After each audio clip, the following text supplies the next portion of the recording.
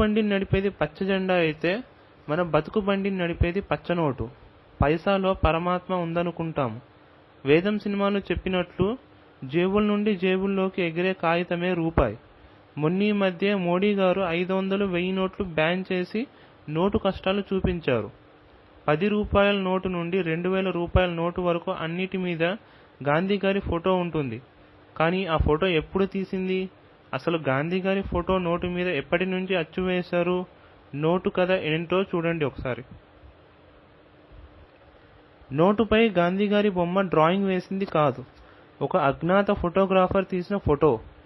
గాంధీ గారు నవ్వుతూ lord Frederick Lawrence గారి పక్కన నించున్నప్పుడు తీసిన ఫోటో అది. ఫ్రెడరిక్ లారెన్స్ బ్రిటిష్ రాజకీయ నాయకుడు. బ్రిటన్లో మహిళా శ్రేయస్సు కోసం పోరాడారు. భారత బర్మాకి సెక్రటరీగా కూడా పనిచేశారు. 1946లో గాంధీ గారు ఫ్రెడరిక్ని కలిసినప్పుడు ఫోటో అది.